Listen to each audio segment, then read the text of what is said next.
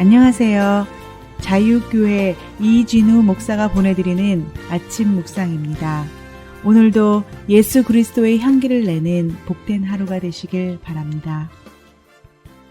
12월 4일 목요일 아침 묵상입니다. 오늘은 사람은 믿음의 대상이 아니라 사랑의 대상입니다 라는 제목으로 전도서 7장 20절 말씀 묵상합니다.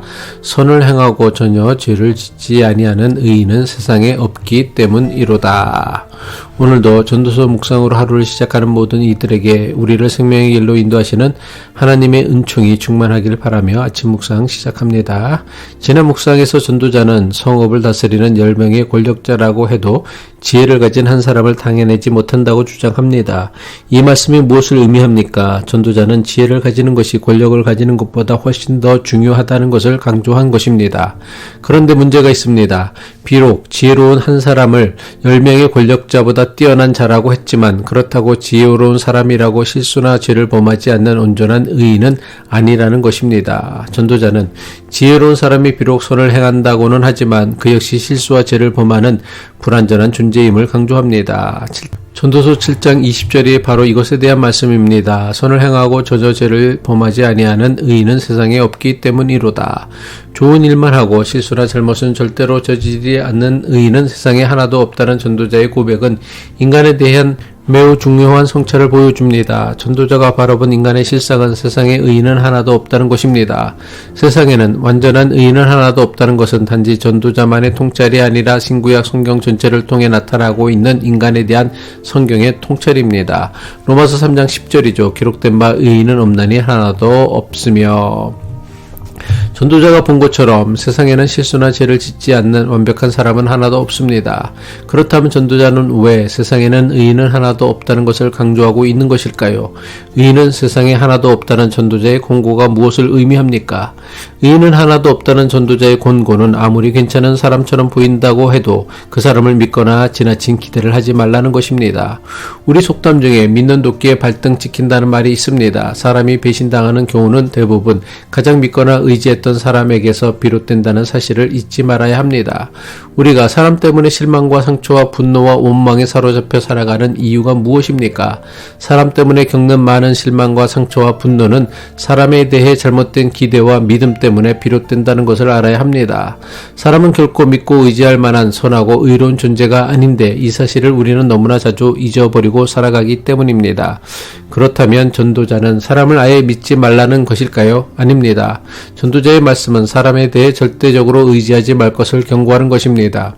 우리는 하나님을 믿는다고 하면서도 막상 보이지 않는 하나님보다는 눈에 보이는 사람에게 하나님께 두어야 할 의지를 두려고 합니다. 지금까지 목회하면서 제가 깨달은 것은 사람은 완전할 수 없다는 것입니다. 저 역시 예외가 아닙니다.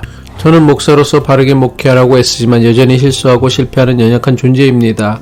그래서 제가 여러분께 간절히 부탁드리는 것은 저를 포함한 어떤 사람에게도 하나님만 주실 수 있는 것을 기대하지 말라는 것입니다. 저는 우리 교회 성도님들은 참 좋은 분이라고 생각합니다. 하지만 저는 여러분이 완전하기를 기대하지 않습니다. 저도 완전하지 않으니까요. 물론 우리가 인생을 살면서 받는 모든 상처가 사람에 대한 잘못된 기대 때문만은 아닐 것입니다. 때로는 실제로 부당한 일이나 억울한 일을 당하기도 합니다. 하지만 우리가 하나님께만 두어야 할 절대적 신뢰를 사람에게 둘 때 우리의 실망과 상처는 더욱 깊어집니다. 오직 하나님께서만 채워줄 수 있는 것들을 사람이 채워주기를 기도할 때 우리는 필연적으로 실망하게 됩니다. 분명한 것은 그 어떤 지혜자라고 해도 그 어떤 의인이라도 우리를 만족하게 할 수 있는 사람은 하나도 없습니다. 따라서 우리가 믿어야 할 유일한 대상은 사람이 아니라 하나님 한 분뿐이십니다. 우리는 다만 하나님만 바라보고 하나님만 의지하고 하나님께만 소망을 두어야 합니다. 그리고 하나님을 믿는 믿음을 통해 우리에게 주시는 하나님의 은혜와 능력으로 사람을 사랑하는 것, 이것이 우리가 할 수 있는 가장 존귀한 일입니다. 베드로전서 4장 8절이죠. 무엇보다도 뜨겁게 서로 사랑할지니 사랑은 허다한 죄를 덮느니라. 하나님께서는 사람을 믿고 의지하라고 우리 곁에 주지 않으셨습니다. 하나님께서 사람이 함께 어울려 살게 하신 것은 사람을 믿으며 살게 하기 위함이 아니라 서로 도우며 사랑하며 살도록 하기 위함입니다. 사람은 그 누구도 믿을 만한 존재가 아니라 단지 사랑해야 할 존재입니다. 사람에 대한 잘못된 믿음은 결국 그 관계를 무너뜨리고 말 것입니다. 하지만 오직 사랑만이 인간의 숱한 실수와 연약함을 극복하여 허물과 실수와 죄 가운데서도 사람과의 관계를 지속하게 하는 유일한 힘이며 능력입니다. 예수님께서도 사람의 연약함을 아셨지만 십자가에 달려 죽으시기까지 사람을 사랑하셨습니다. 사람과 좋은 관계를 유지하며 살기를 원한다면 사람은 믿음의 대상이 아니라 사랑의 대상임을 마음에 품고 살아가야 할 것입니다. 기도하겠습니다.